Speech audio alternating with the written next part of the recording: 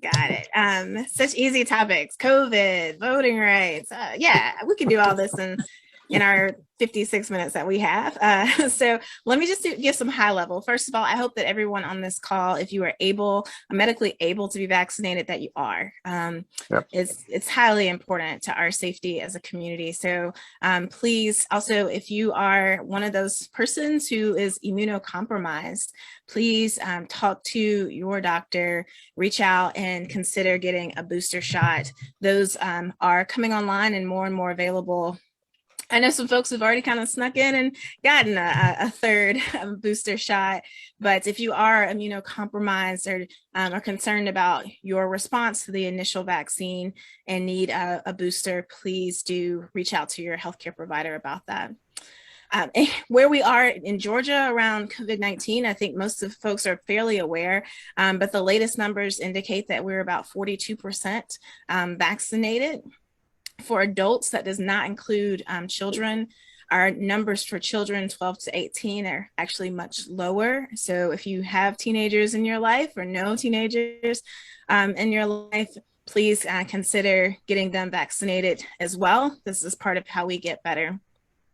A couple of things that we also know about it is that the African American community and people of color continue to be under vaccinated, whereas about 42% of the population overall is vaccinated here in Georgia. We're looking at 30 to 31% of people of color, of African American community in particular. There are a lot of really good reasons for why people are not getting vaccinated. And I want to encourage people to have the hard conversations about why there's medical mistrust, government mistrust, and still go ultimately and get vaccinated. One of the initiatives that I've been doing is that in addition to serving as many of your senators, I serve a congregation of people who are experiencing homelessness. They live outside on the streets of the city of Atlanta. And for the last month and a half, we've been running a COVID incentive program where you get a gift card for $25 for every vaccination, every jab. So you get the Johnson & Johnson, you get $50 gift card. You get your Moderna, the first one, you get 25. And when you get the second one, you get another 25. And what we've seen as a result at this point, we've given out over 125 of those gift cards to different people, 125 different people who live outside, sleep outside. Incentives work. We know that incentives work for people who are sleeping outside, and they work for those of us who are housed. I'm super proud to report that in DeKalb County last week, we saw another incentive program that actually had to get closed down. Over 1,100 people were vaccinated in South DeKalb on Saturday. It's 4 hours, long lines, cars lined up in hot parking lots, and people waited because they got that $100 gift card. And so families walked away with some money in their pockets, and they also walked away healthier and safer for our community. So please, it is absolutely imperative that we do continue to encourage vaccines. And as you all know, the hospitals, perhaps you know, our hospitals are beginning to get full. Once again, most of the metro Atlanta hospitals are on diversion. So what that means, I worked formerly as an EMT, and so I know that sign. It means that they're not receiving emergencies. So if you're driving an ambulance and Grady's on diversion, that means go somewhere else. But when all of the metro hospitals are saying go somewhere else, that means that it becomes moot because you have to go somewhere. But this is not the time when you want to need to go to an ER. So I've been telling all of my friends, not only do you need to wear a mask again, but you also need to be careful when you're using your power tools, because if you cut your finger off, this is not the time to go to the ER. So let's be careful in all of our actions and not continue to burden our hospital staff. It's just really crucial. Our children, many of them are back in schools. In DeKalb County, there is a mask mandate. So children are required to wear masks, which will help scientifically, it is proven, will help slow the spread. So we're grateful for that. That is also true in Gwinnett County, which is the other county that I serve. So our children are being cared for in that way. There are, of course, outbreaks that are happening in classrooms, and so children are being quarantined. Schools should be notifying parents and are notifying parents of those contacts, and are asking those children to quarantine or test out of their quarantine. So after 5 days of quarantining, you can get a test for your child, and if it comes back negative, they can return to school more quickly. All signs indicate from our governor that no matter where we are on disease number counts, we're not shutting down. That seems to be the governor's, onward Georgia. So what that means is that we have to take care of each other as a community, and try to limit our interactions with other people as much as we can, because every word out of the governor's office is onward, schools will be in person, everything is going on forward. I'll pause there on COVID-19. If that's some kind of high level overview. Are there any specific questions about COVID that we have? Okay. Seeing none, I will move on to the big thing of voting rights. As many of you all know, we, well, I guess we have to say we, I am a part of that, a part of the General Assembly. We as a General Assembly, not me specifically, but my other colleagues did sign on to a bill, SB 202, that makes voting more complex and more difficult. And I want to be clear that there's a couple of strategies that we're using to respond to that. First and foremost, there are lawsuits that are out there that are seeking to have the most, I think, most egregious, most suppressive types of parts of that bill struck down. So we're going to watch that kind of wind its way through the courts. But we're also advocating on the federal level. Several of my colleagues went to DC, and I spoke virtually to legislators and lawmakers who are in Washington, DC, to talk about passing the John Lewis Voting Rights Act. It's both HR 1 and SR 1 and SR 4. They're two different ones. Both are equally important. One speaks to redistricting, especially, which we're going to talk about here, but it also talks about helping to make sure we have free and fair elections. So it's kind of on the federal level. And then on the ground here in Georgia, what are we doing? Well, a couple of things. People are still, there are organizations all across the state that are still working quite diligently to get people registered to vote, and also to notify people that they have been purged from the voter roll. Elizabeth, my chief of staff, she'll drop a link in the chat here in a little bit, but I encourage everyone to check your status to make sure that you are still on the voter roll. Now, if you're like me, you think, oh, I don't need to check my status, I just voted. Well, that may be true. And I have a dear friend who did just vote and found her name had been put on the list of potential people to be purged. So we all need to check. We need to be diligent about it. If you've moved, then your likelihood of being on that list is even greater. Even if you just moved down the street, like you didn't change districts, it's still more likely for you to be on that list. So please check your status. Make sure that your information is up to date, that you are still on the voter roll. You also were supposed to receive notification in the mail if you were on that list, but it's the mail and it's Georgia, so just check your status. So people are also getting registered to vote. And I think the other big thing to know is that there are really important voting rights activists who are on the ground who are also getting us ready to gear up. So they've already started buying portable printers and scanners so that we can get to people's houses and scan those IDs if necessary. And certainly there are a number of organizations that are currently working to help get IDs in the hands of people who need them. So work is already happening even before the 2022 election. And I'm really grateful about that. For those of you who live in the city of Tucker, the city of Stone Mountain, the city of Atlanta, cities have municipal elections. Those are all coming up. Tucker has one of the most contested races I think they've had in a long time. So please get to know, yes, it's great for our democracy when people step up to run, right? Steve, what are you gonna say? We're whipping the Democrats together here. I created a Facebook called Tucker Democrats, and we have over 200 members in about 10 days. Yeah.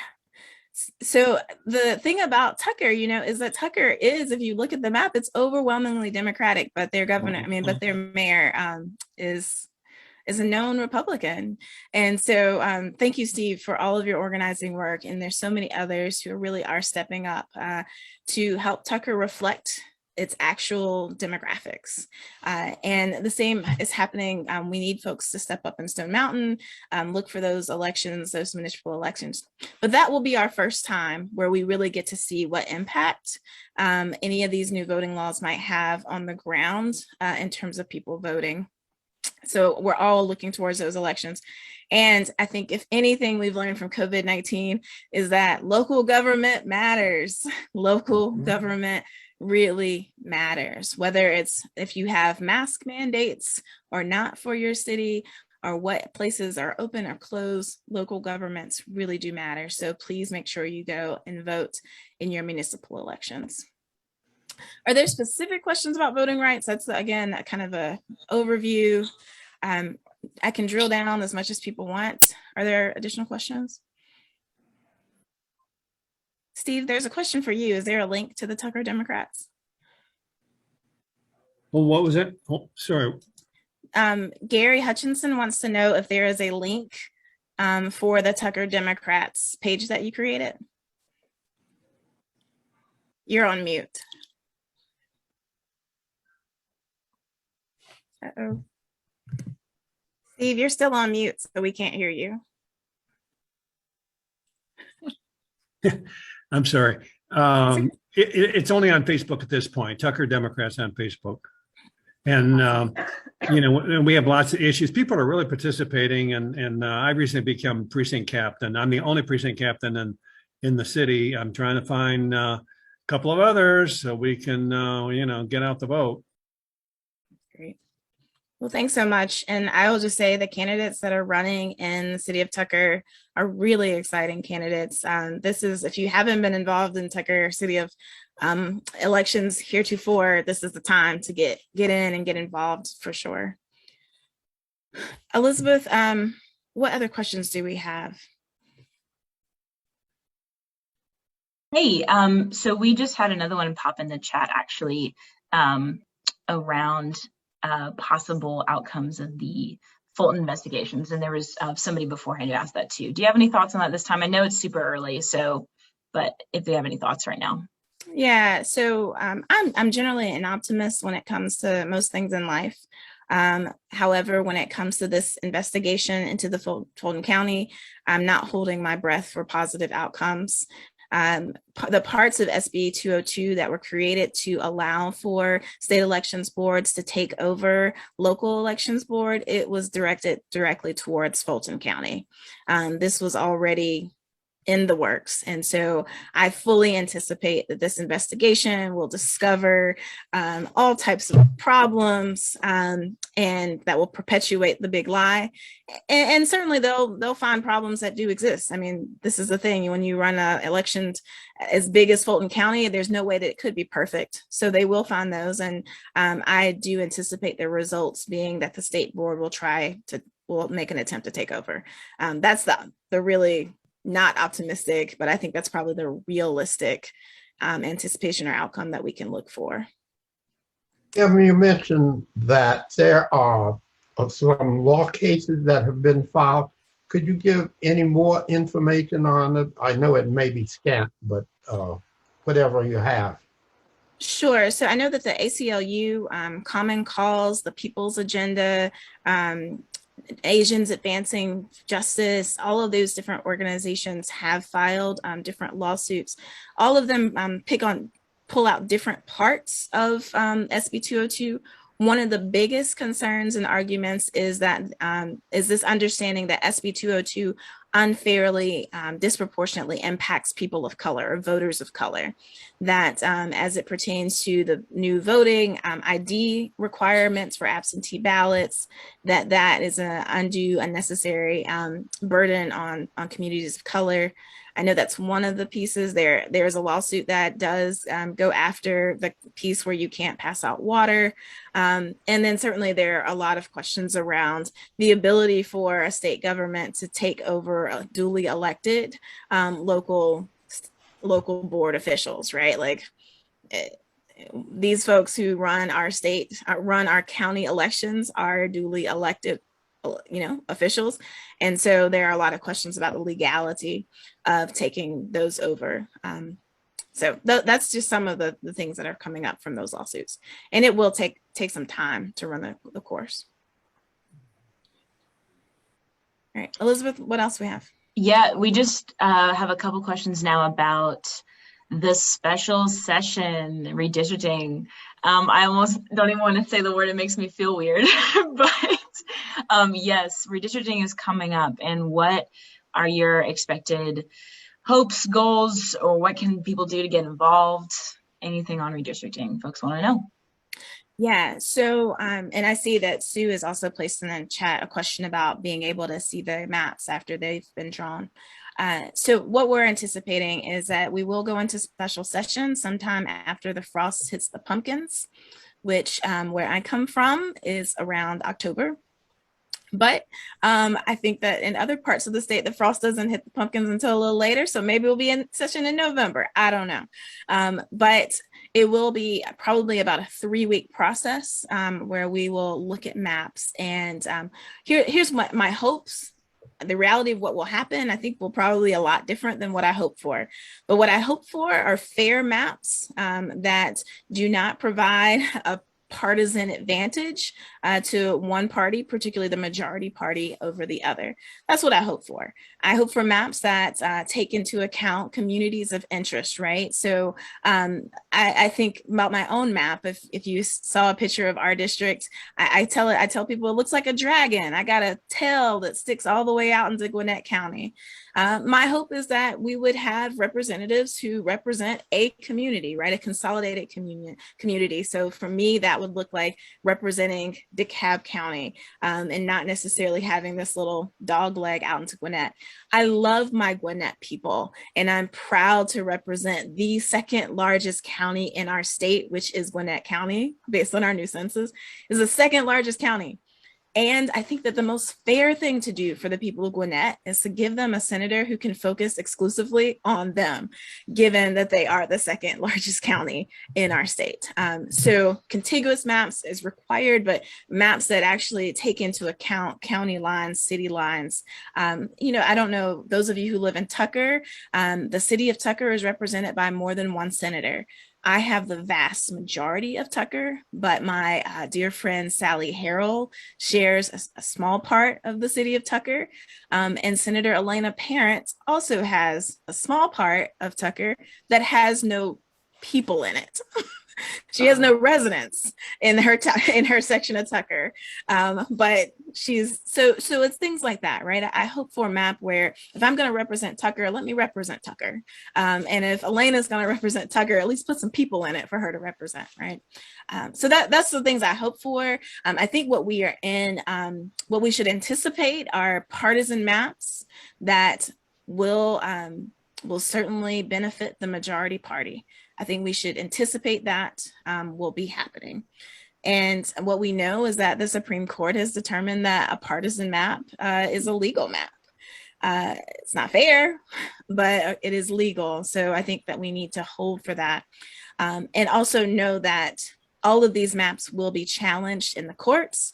They will be challenged particularly around race lines and the ways that it will negatively impact and disenfranchised communities of color. Because what we know is typically partisan maps often disenfranchise people of color. So be on the lookout for those lawsuits. Sue asked a question about a preview. Yes, you will get to see the maps in advance of the vote. Now, you might not get to see those maps, but for 1 minute before the vote. The website likely will not be updated in a quick and swift fashion, but in order to fulfill the law, the maps will be made public. But there's no time commitment around, like there's nothing in our Constitution, whether it be the United States or the state constitution, that requires, or in our laws or code that says these maps have to be made public for X amount of time. That's not there. So we can expect really small windows of time. What I can say is that people are creating maps that are fair, and those will be made available to the public to see, so that we can have something to compare and contrast. When they do flash up their maps, you'll be able to say, oh, that doesn't look anything like what a fair map should look like. But again, I don't hold a lot of, I'm not holding my breath for an experience here that's going to result in a lot of fairness. That's just not where we are right now in this world. Larry, you have a question? I was just going to support you on the partisan bent that we expect. That's the history. And a small circle of leadership really creates the maps. So not even majority party members who aren't in that small circle are going to know what's going to happen. And we've been hearing more recently that it may only be a 1-week session. The maps come out last minute. They're voted on by the House and then voted on by the Senate in a couple of days. And I also wanted to supplement the talk about the hearings. I think that they accomplished their purposes to 11 times say we're here to do fair, open, but they never answered any questions. We don't even know if all the members of the committee attended those. They don't give attendance. And in talking about lawsuits, it's painful to wait for those, but that may be the only route that we have. Our Southern Poverty Law Center team has done a deep dive, and you may have, all of you may have seen in the hearings a repetitiveness of requests for fair maps and keeping communities of interest together. And that is because of the anticipated lawsuits. We have to get on record as saying, we told you this is what we want and what we need.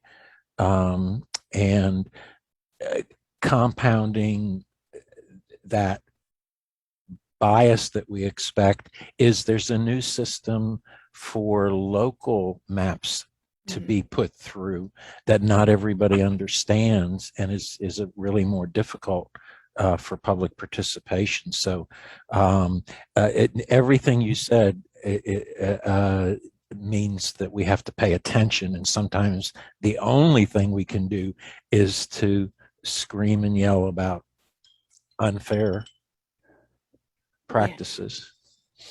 Absolutely. Thank you, Larry. I will say I met with the Speaker of the House last week, and we asked that question about the timeline for the special session, and he obviously is entitled to change his mind, but he said that he did not feel like it was possible to get it done in less than 3 weeks. So obviously he can change his mind, but he knows that he was on record of saying that he can't imagine us doing it in shorter time than that. So that's what I hope for. And honestly, it may not even matter how much time we have because of the things that you've said. So. Yeah. The one little thing that I will say to get into the weeds about this is that a number of the people who you've seen, particularly on the majority party side, who've decided to run for statewide office or who've suddenly decided to not seek another term, that's all a part of their strategy to be able to draw their lines, right? They open up some open seats that allows them some wiggle room and some maneuvering to manipulate the maps even more because they don't have sitting legislators there. So they're playing a game of chess when it comes to redistricting, and we have to be on our P's and Q's and make sure we're getting things on the record. Steve, did I see your hand? I did. Yeah, maybe I wasn't listening, but with population growth on the redistricting, does your district just grow and you serve more people, or at what point do they add additional senators or reps? Right, that's a great question. So there is a point. We're not at that point. I'm not sure how that's decided. But yes, it does. It grows proportionate with the state. So the state has gotten more people in it. So I will go from serving, I actually already served this many people, but I will go from serving essentially 190,000 people serving 197,000 people. Okay. Let's be clear, my district already had like 210,000 people. So my district will actually shrink in terms of population, not necessarily geography, in order to get me in those within those boundaries. Thank you. Thank you. Additional questions? I know, Elizabeth, we had a long list, so go for it. What's next? Yeah, sounds great. This has been a wonderful discussion so far. Let's talk a little bit about housing. I know, of course, folks should know, if they don't, you pastor to folks experiencing homelessness every day. So this is an issue you are dealing with all the time. And especially now with COVID, and with the eviction moratoriums earlier this month, that was a big contention, and it still really is a big question. Some would say a ticking time bomb. But as you think about evictions, affordable housing, homelessness, how are you thinking about these issues right now and what needs to be done? Yeah, so this is a ticking time bomb. Actually doesn't sound like an overstatement to me. What we know is that there are, and I can speak specifically to DeKalb County especially, that there are thousands of people who are eligible for eviction right now. And it's only because of that moratorium. Shout out to Judge Jackson, no relation, but proud of her work, who made sure that that moratorium continued. It is helping people. But here's where we are. The federal government has sent funds to the counties, to DeKalb County, the state of Georgia, to alleviate this eviction problem. However, that money hasn't been distributed to the landlords, the tenants who need it. So I think of this as being like, that you have the credit, right? The money is there. You just don't have it yet. And so that is the bureaucratic problem that we're kind of sitting in, is that the vast majority, overwhelming majority of people who are eligible for eviction today, we have the money to pay the arrears. In DeKalb County, the county is paying 100% in arrears plus 3 months in advance to kind of give people an opportunity to get on their feet. That money is there. It's just a bureaucratic nightmare getting that money in the actual hands of the landowners who need it. So I know that the counties are working really diligently and really hard to try to fix that problem. Buying more time with this moratorium has indeed bought more time, where we're hopeful, and I'm actually optimistic that will help make sure some of these landlords, that money can get out. It's not, so Sue, it's not that the landlords are refusing the back rent. It's that the money just isn't being distributed at all. So, I mean, in some money, like to DeKalb County's credit, money has been distributed, but we're talking about 3, 4, 5% of the funds. So it's not enough money. And there are certainly landlords who are very interested in clearing people out of their house anyway. And because, well, I'm not a landlord who would do that. So I can't actually tell you why they would want to do that. That's not how my heart is shaped. So Sue, does that answer your question? Well, sort of, except here in Fulton County, there apparently are quite a few landlords who are refusing to accept the money. Now, what you are saying is absolutely true. Some of them want new tenants because they can considerably raise the rent. And so, without maybe doing any renovations, et cetera. So, they're motivated by the money, but there are other reasons, and I'm not sure I understand what that is all about. So I didn't know if you had, any insight into that. No, I don't. And I was not aware that people were refusing that, other than those who just, I know, are real hell bent on pushing through the eviction process. And some of that is, I think they feel frustrated. And there are people who have ill will. They feel like there are people who've taken advantage unnecessarily of this eviction moratorium. And so they have some feelings about that. So I think that's probably a part of it too. But Peter, you have your hand raised. Yes, I was wondering who is responsible for distributing that money once it comes to the state. Right. So a lot of that money went to the counties directly and to the cities directly, like the city of Atlanta, the larger cities. And then the Department of Community Affairs is the largest statewide department that really addresses issues as it pertains to housing, to homelessness, affordable housing. So the DCA, which is the Commissioner Nunn, is the commissioner for that department, and they kind of oversee that largely. But a lot of this is at the county level. Gwinnett County is managing their own. DeKalb County is managing their own. Okay. Elizabeth, go with the next one. Sweet. So the next up is thinking about new laws taking effect. We've talked about SB 202, and it's terrible. We know this, but there are also some good laws, including yours, SB 75, SB 105, and whatever of those two, or if there's more you want to mention, if you can just remind folks, most laws, sometimes it varies, but most laws take effect on July the 1st.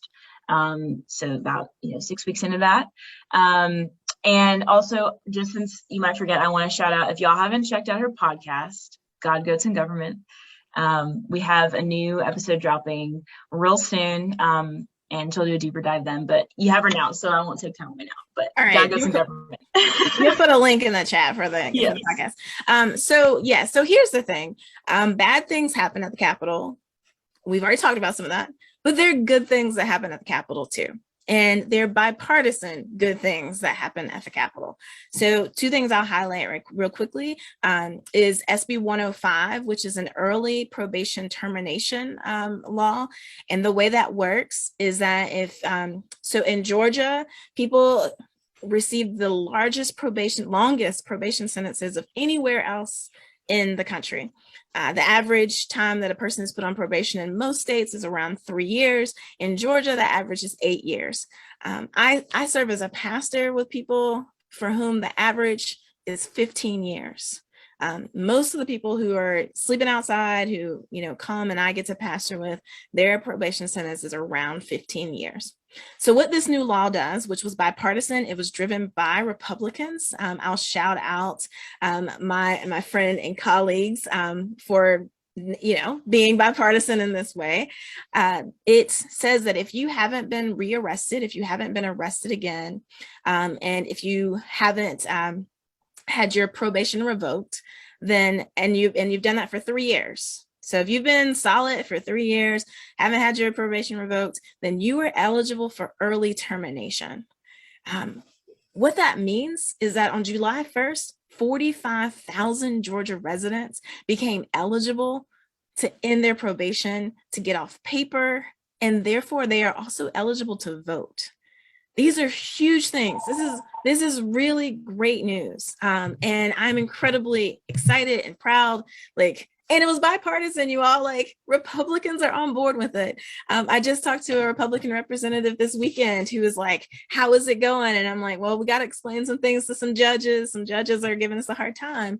But freedom, like we're offering people some freedom. If you know anything about the probation system, it is in many ways set up for you to fail. Right. It really is. And so when we put people on a probation sentence for 15 years, their ability to follow and comply with all the rules and regulations for 15 years is damn near impossible.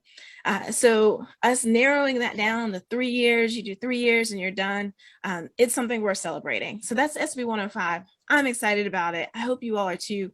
And if you know somebody who is on probation, please tell them, let them know they need to talk to their PO and find out if they're eligible.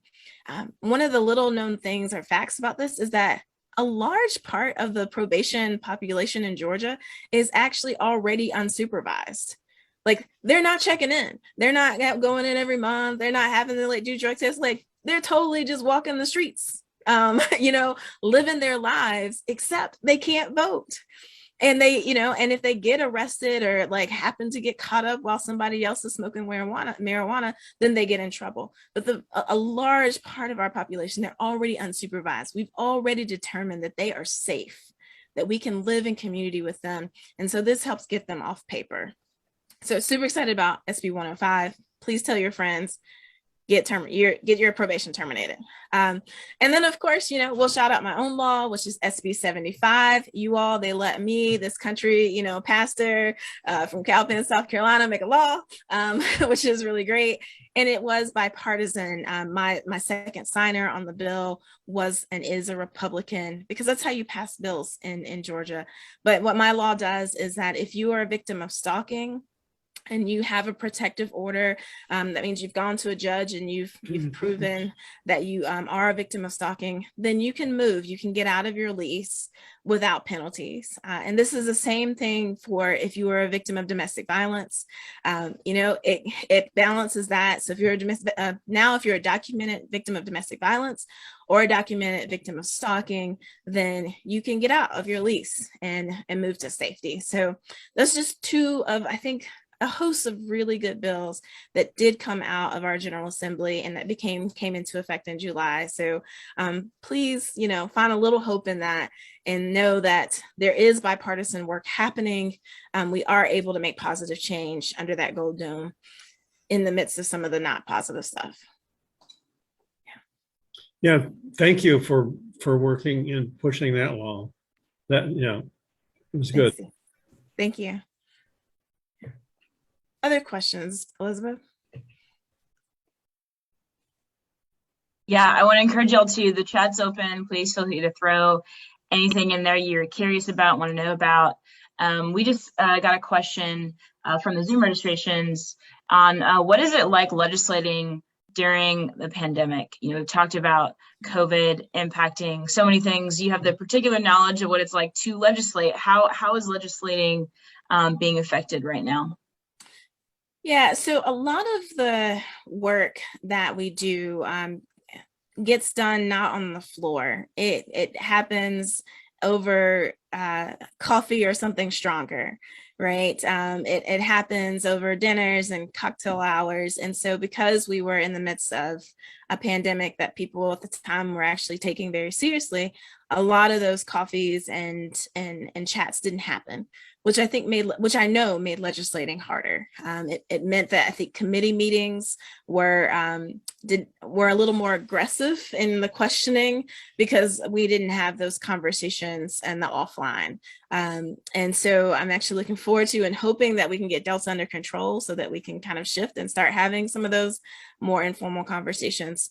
But I do think that we actually did do a good job of keeping legislators safe while we were together under the Golden Dome.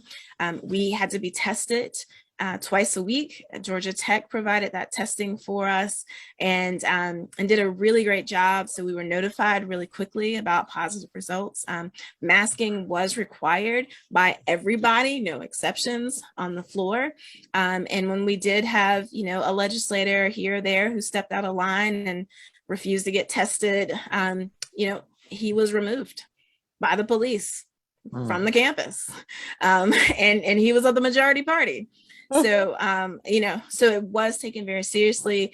People were called out and told put your mask on, like you need to put your mask on. So that piece in terms of the safety aspect of it, of legislating during the COVID, I think has been really helpful and really good. I will say the negative side of it for me is, we are legislating and we are watching the numbers of the number of Georgians who are dying from COVID-19.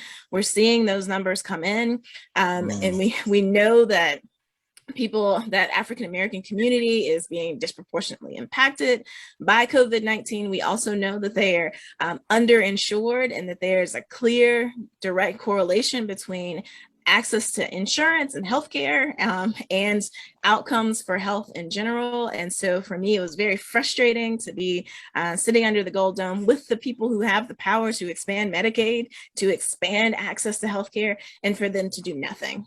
To kind of put their heads in the sand and pretend like people's health didn't matter. And so I that is a piece I think I struggled with, because it just was so in your face, right? Every time you can't look anywhere on that floor and not have to think about COVID, because we all have masks on, right? We're all socially distanced. And so to still be with a group of people who refuse to expand access to healthcare was discouraging and disappointing. What is the position on the state universities and colleges with regard to vaccinations and mask wearing? Are they allowed to do it independently, that is, make individual judgments depending on, as if they were private schools or universities? I'm asking because there was that recent court case about Indiana University. Yeah, so thank you, Mr. Call. So because it is a state agency, the governor did release executive orders saying that no state agency could require vaccinations. And so there is not the ability to require vaccination on our public campuses.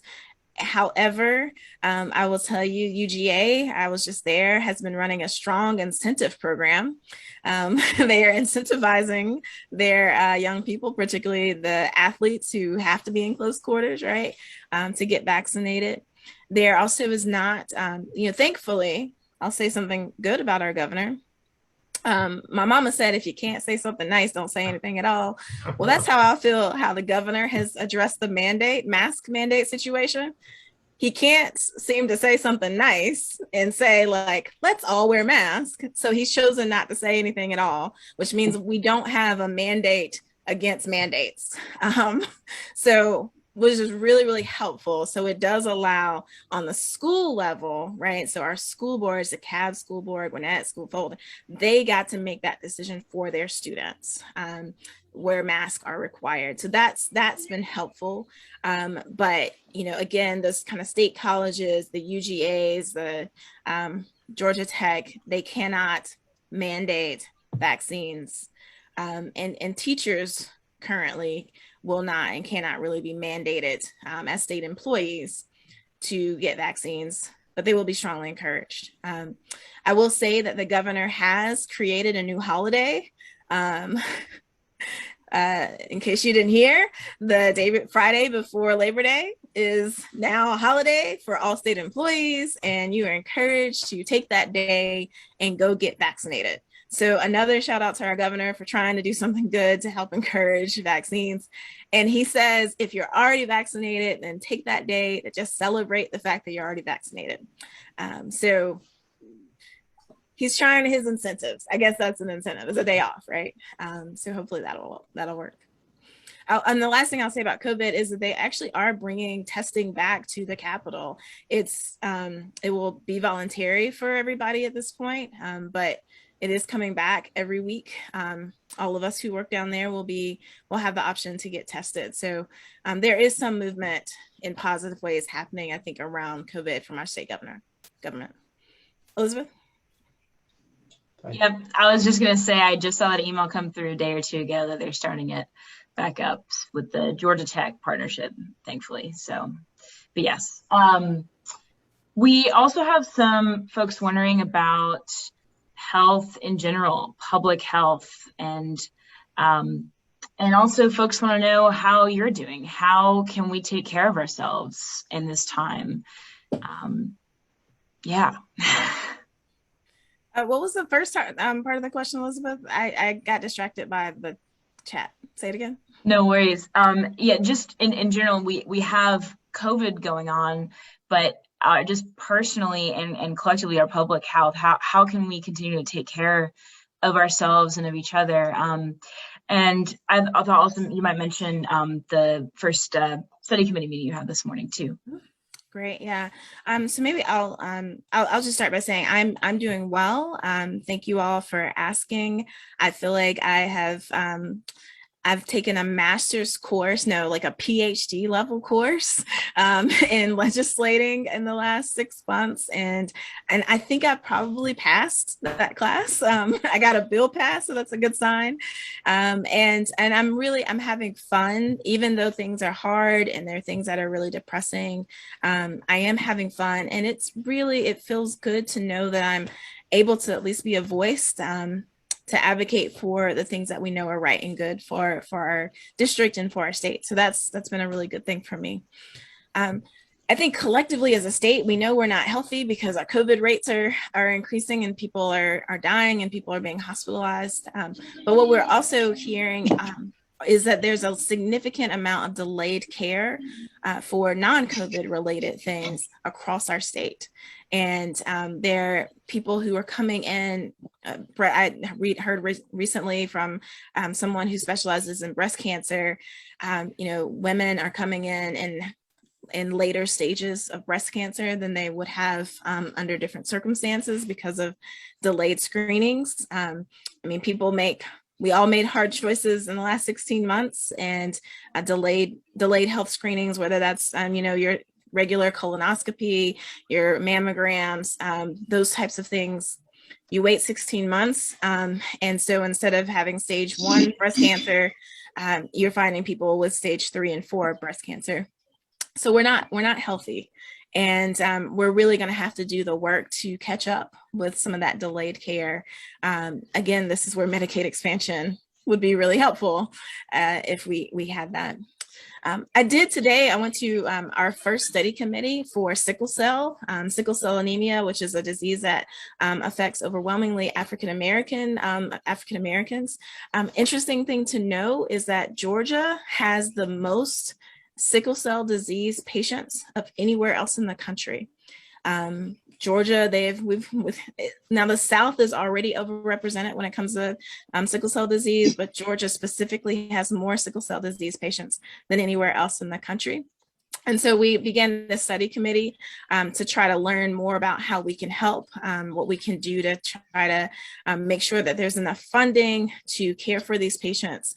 And there actually is a cure for sickle cell that exists. It's a gene therapy. And so beginning to learn, how do we spread that word? How do we increase access to folks? It's not an easy cure. It's a dangerous cure with its own risk. But we are learning more about that and what state funding might look like to help to treat that and to cure it. So lots of really great information on sickle cell. I will say I come from a family that has a long history of sickle cell disease. And so this is an issue that matters a lot to me, to my cousins.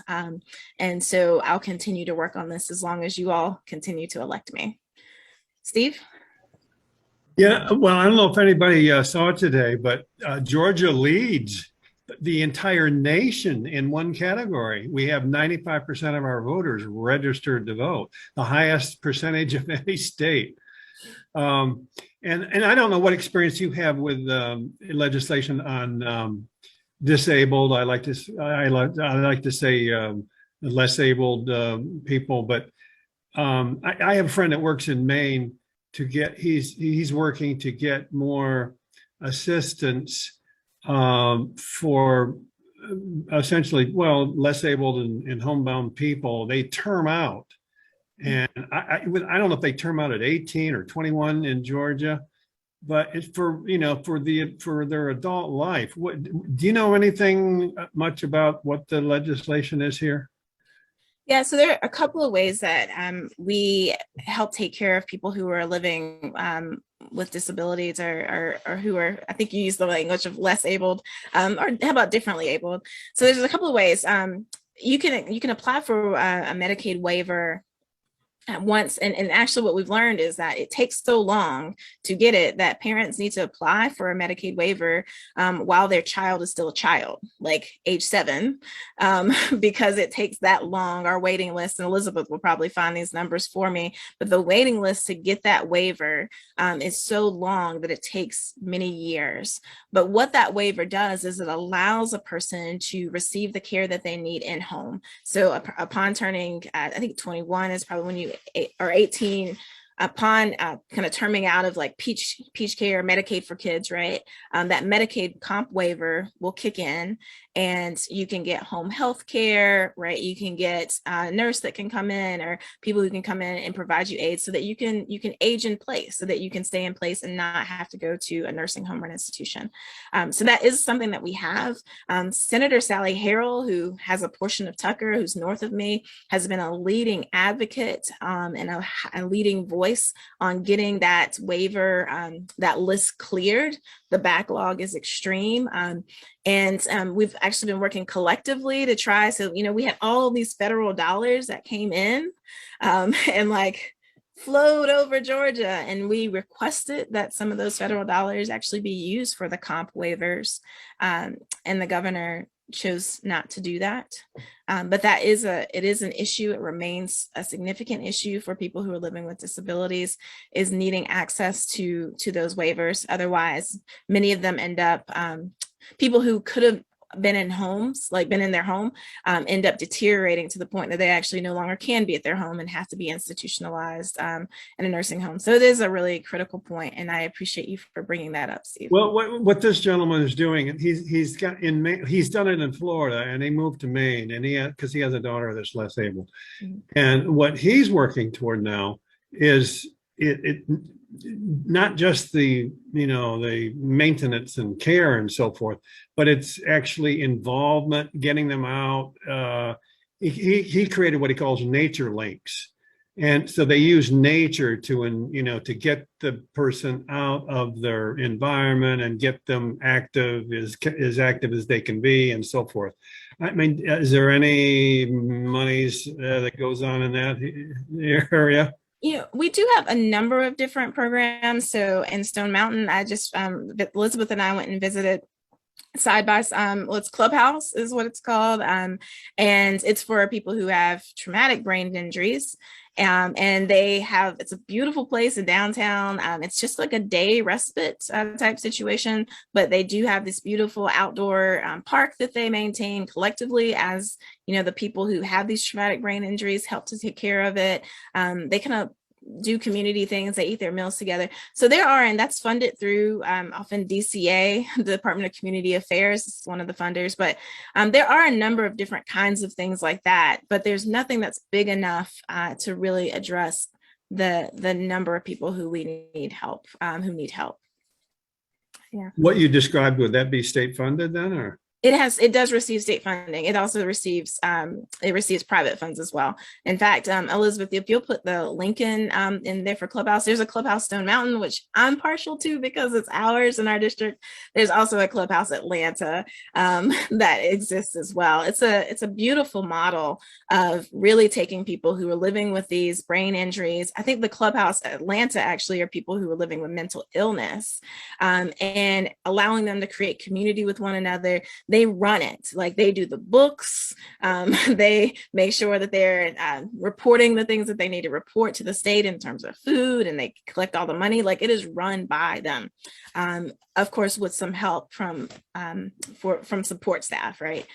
So there are a number of programs like that, but we don't have enough is really the answer. But please check out Side by Side Clubhouse. It's a really great organization. I was super happy to help to appropriate funds for Side by Side Clubhouse, and happy to say that my wife and I are now proud supporters financially as well. I know we had one more work. Time is coming to an end here, so I want to make sure I get this question about recidivism that came from Sue.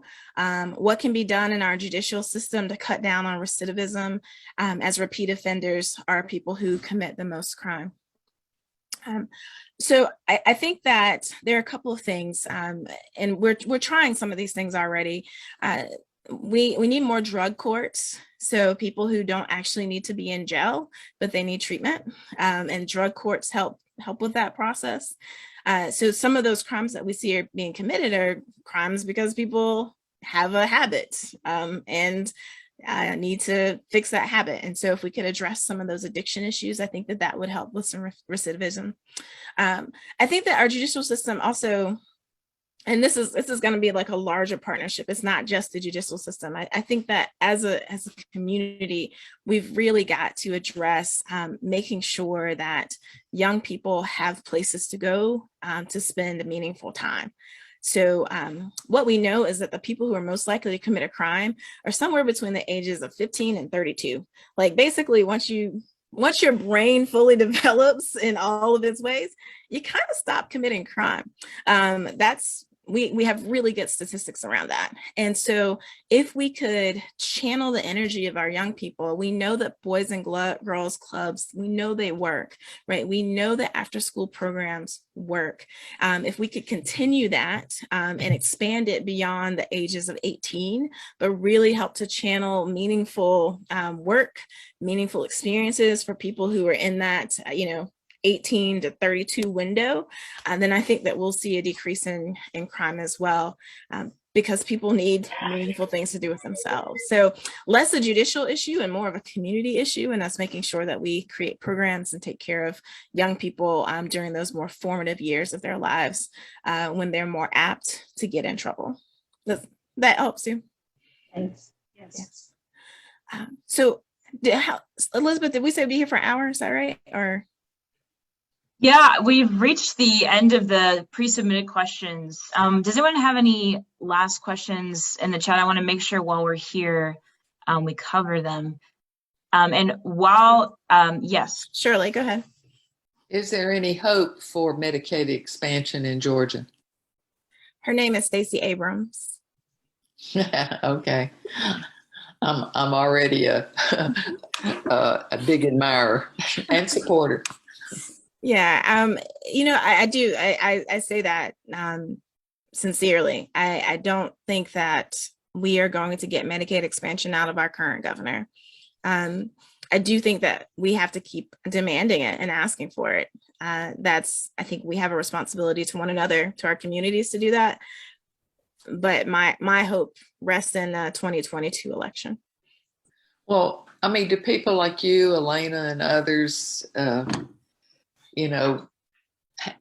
don't know enough about the legislative process to know how often you can get people to even look at the topic. Yeah, I mean, I made a speech from the well this year about it. So I learned, I'll say this really quickly, I learned that my fellow Republicans really, really love their Jesus, really love their Jesus. So I happen to be theologically trained. So I told them this whole story about how Jesus came. And there were all these people who were sitting around the pool of water, and they were trying to wait for the angel to trouble the waters. And I'm just like, you all, we have 500,000 people who are waiting for the angels to trouble the waters. Let's expand Medicaid. That is us getting people in the pool. So, I hit them where they know, which is with Jesus. And it fell. It didn't help. I'm sorry. I will say it didn't fall on deaf ears, because they definitely came back and said, wow, I want to come to your church. So they heard. They just didn't want to act. But I thank you all so much. Before folks start hopping off, thank you all so much for allowing me to represent you. I do come up for re-election again in 2022. So be on the lookout for information about that.